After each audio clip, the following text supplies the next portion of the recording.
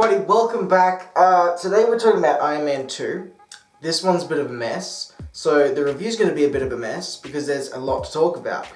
Before we jump back to 2010 when the film came out, I think there's a little bit of background information you should know before we get into it. The first Iron Man took 3 years to make, but for this film they were only given 2 years to make it and everything was rushed. Everyone was under the pump to get this movie done. So this movie is very, very messy.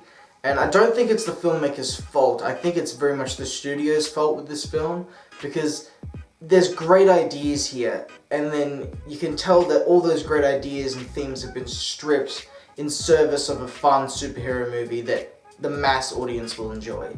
It's like Marvel Studios panicked and thought, fuck no, we need to ensure this makes bank, and we're gonna just cut everything down and edit it in a weird way and on the cutting room floor so it appeals to the mass audience.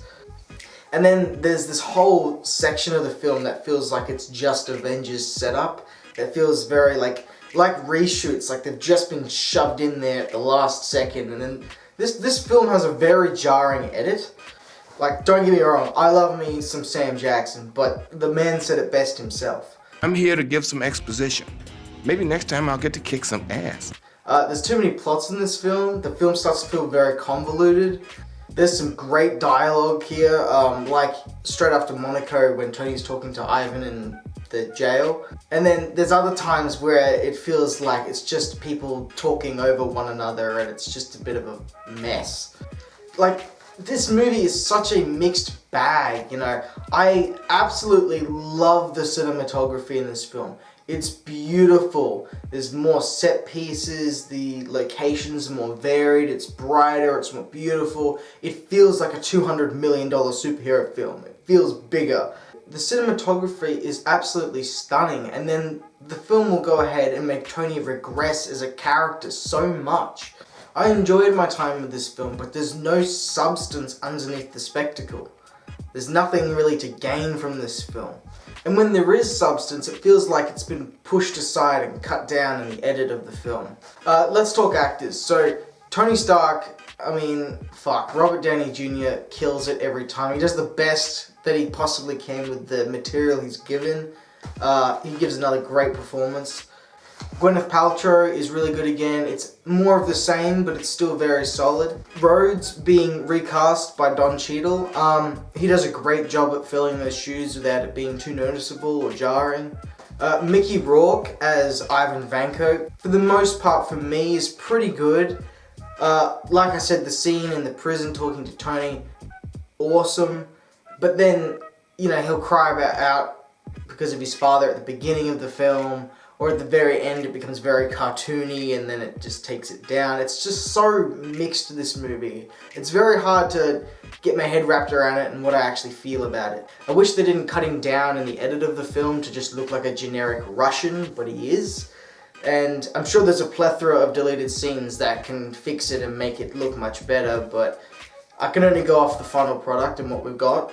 Also, before I finish up with Ivan, I think Whiplash's look, especially at Monaco, I really, really like it. I love the orange pants, the whole safety thing, but the tattoos, the way everything looks, I love the design. Not so much the end when he's just another man in an Iron Man suit. Speaking of villains, Sam Rockwell as Justin Hammer is the reason I go back to see this film again. Holy fuck, I wish he was utilized more in the MCU. His charisma is golden. The ex-wife joke had me laughing my ass off. It's just a shame that he's not utilized more. But yes, perfectly cast.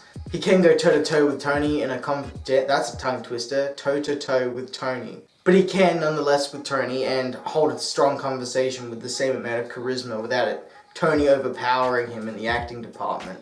Now, Scarlett Johansson in this film, she looks fucking gorgeous, but I wish she had more to do in the film other than just be eye candy. You could take her out entirely and it wouldn't change anything. She doesn't actually have a purpose for being there other than looking fucking gorgeous. It's kind of the same for Samuel Jackson for me, that, you know, he's there literally just for exposition and nothing else.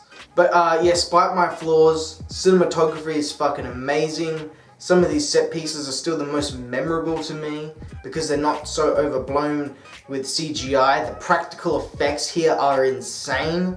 The sets and locations here are much more diverse than the first film. The first film flexes its heart and its characters, but this film flexes its action and its set pieces. And great action and set pieces only go so far when there's no substance or heart behind the film. It just feels so hollow. It was a film about something that was cut down to be about nothing.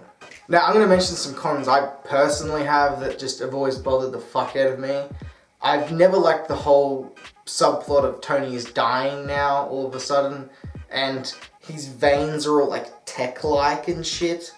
Like, yes, it's a tech artificial piece, but he's still human. His veins are normal veins, they're not.